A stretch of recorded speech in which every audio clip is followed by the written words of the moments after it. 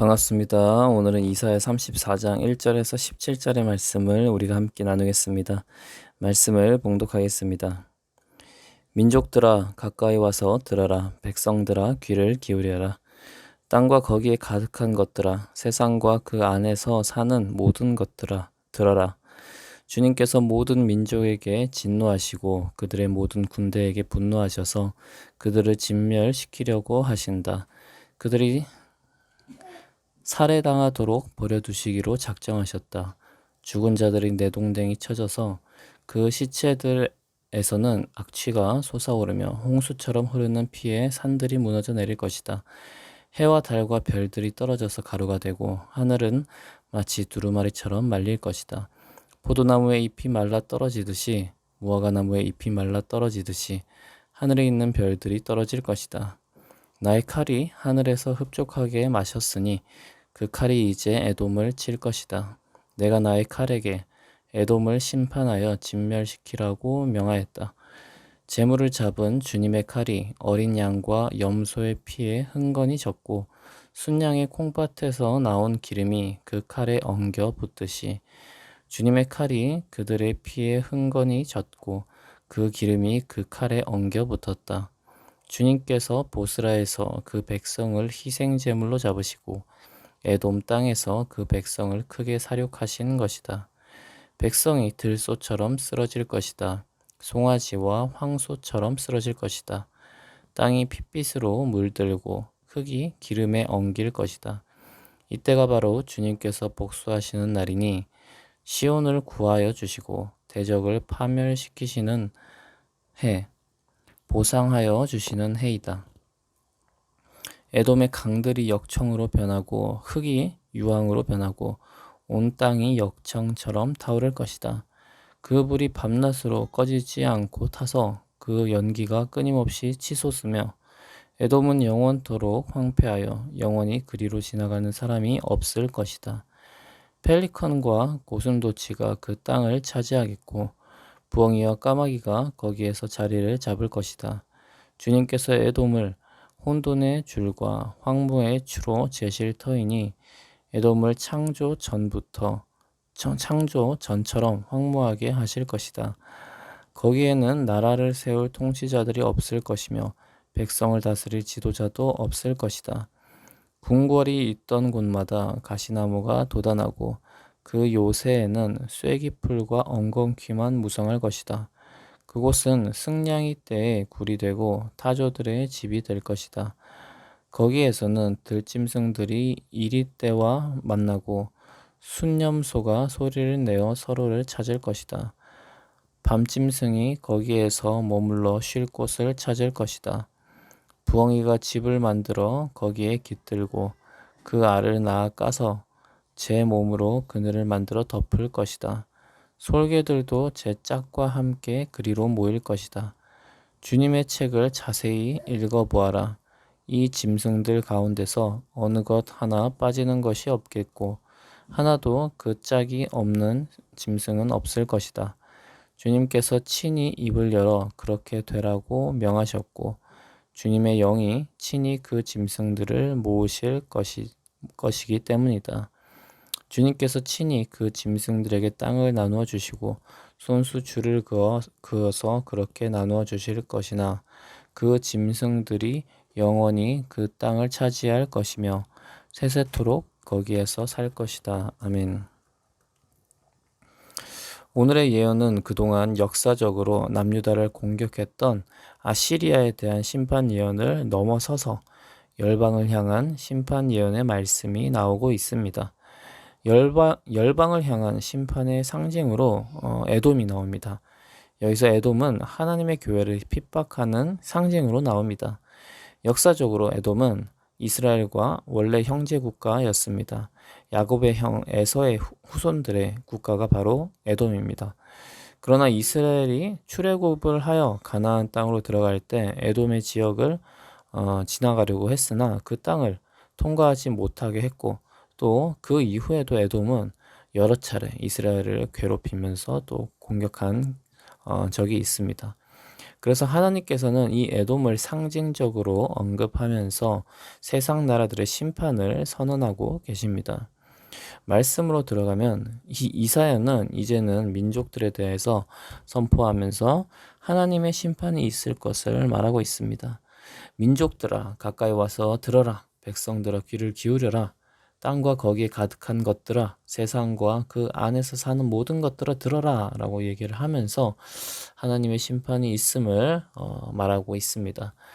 하나님께서 모든 민족에 대해서 진노하시며 심판하시기로 작정하신 것을 우리는 볼 수 있습니다. 이 말씀을 보면서 주님께서는 만민에 대해서 모든 민족에 대해서 심판하시는 분임을 우리는 깨달아야 하겠습니다. 지금은 하나님께서 온 세상을 심판하지 않으시는 것처럼 보이지만 주님의 때 심판이 이루어질 것입니다. 주님께서는 최종 심판 때가 오기 전까지 다시 그런 총체적인 심판을 하지 않으신다고 노아의 때 무지개를 약속의 징표로 말씀하셨습니다. 그래서 노아의 홍수 이후로 온 세상이 주님의 심판 아래에 있지 않았습니다. 국지적으로만 이제 주님께 심판을 받았을 뿐입니다. 그러나 최종 심판의 때가 오면 바로 그때 오늘 말씀을 통해서 보는 민족들이 온 민족들이 온 열방이 심판받게 될 거라는 것을 우리는 깨달아야 합니다. 그 심판의 때의 처참함에 대해서 말씀에서 구체적으로 보여주고 있습니다. 뭐 일일이 다 얘기를 할 수는 없지만은 몇 가지만 얘기를 하자면 죽은 자들이 내동댕이 쳐질 것이고 시체들의 악취가 만연할 것이며 피가 홍수처럼 내릴 것이고 해와 달과 별들이 가루가 될 것이며 하늘이 두루마리처럼 말릴 것이다 라고 말하고 있습니다. 당시 묘지에 안장되지 못하는 그 죽음을 저주받는 죽음으로 보았는데 그런 일들이 일어날 만큼 주님께서는 저주받은 죽음들이 넘칠 것을 말씀하고 있습니다. 이 세상 나라가 멸망이 철저하게 이루어질 것임을 보여주고 있는 것입니다. 그리고 아무리 난공불락으로 자랑하는 보스라라고 하는 그런 곳이 있는데 아무리 난공불락을 자랑하더라도 여호와 하나님께서 직접 칼을 대시면 주님의 심판을 결코 막을 수 없을 것이다 라고 말씀합니다. 이렇게 주님께서 온 세상을 온 민족을 철저하게 심판하신 이때가 바로 주님께서 의로움을 세우시는 복수하시는 날입니다. 주님의 백성들에게 보상하여 주시는 때이기도 합니다. 주님께서는 마지막 때 공의의 심판을 통해서 성도와 교회의 원한들을 갚아주실 것입니다. 우리는 이것을 믿으며 주님 곁을 떠나지 않아야 하겠습니다. 이 예언의 말씀은 당시 대국, 그러니까 강대국을 의지하던 자들에게도 일침을 놓습니다. 심판의 주관자가 하나님이심을 믿고 깨달아야지 세상의 강대국들을 의지하는 것은 세상의 강대국들을 믿는 것은 옳지 않음을 보여주고 있기 때문입니다. 그래서 주님께서는 주님의 때에 모든 일을 하십니다. 뭐 지금 예언을 하였지만은 그것이 뭐 우리가 원할 때가 아니고 또 강대국이 원할 때도 아니고 주님께서 원하실 때 주님의 때에 모든 일들을 하신다는 것입니다. 교회와 성도들을 괴롭게 하는 자들을 심판하시는 것도 주님께서 주님의 때에 하시고 그 자들을 회심시키는 것도 주님께서 하십니다. 그 모든 일들을 주님께 맡기며 교회와 성도는 주님의 뜻대로 살아가는 삶의 태도가 필요합니다.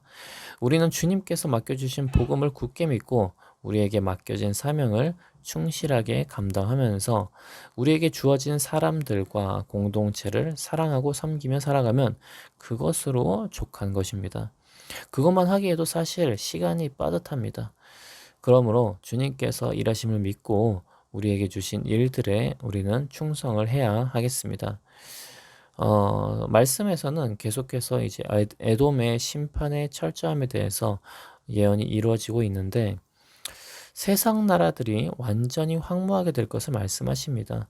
심판이 이루어지는 곳에는 다시 회복되지 못하고 신명기에서 부정하게 여기는 동물들이 자리를 잡고 역사 속으로 그 부강한 나라나 이런 것들이 역사 속으로 사라지게 됨을 말하고 있습니다.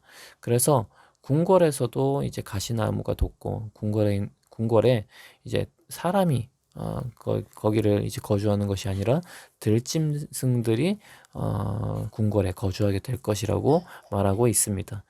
심판의 때 주님을 믿는 백성들에게는 구원이 주어지고 회복이 주어지지만 주님을 믿지 않는 자들에게는 다시 회복되지 못할 심판들이 있게 됩니다. 더 이상의 기회는 없습니다. 마지막 심판 때에는 더 이상의 기회는 없습니다.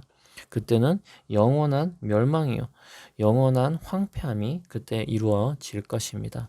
그래서 오늘의 말씀을 보고 주님께서 심판의 때가 있다는 거, 열방에 대한 심판의 때가 있다는 것을 우리가 바라보고 우리가 열방으로부터 어려움을 겪는 일이 있더라도 믿지 않는 자들로부터 뭐 책망받고 편견을 얻고 이런 일이 있더라도 주님께서는 주님의 때 그 공의로운 심판을 하실 것이라는 것을 믿음으로 우리가 또 오늘 하루 가운데 하나님의 그 심판의 위대함과 그것에 대해서 또 우리가 주님을 더욱더 의지하고 다른 것을 의지하지 않아야 한다는 그런 경계감을 가지고 분별함을 가지고 우리가 오늘 또 나아가야 되겠습니다.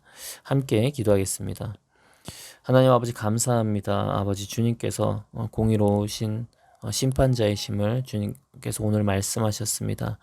하나님의 때 그 에돔과 같은 세상 나라를 심판하실 것입니다.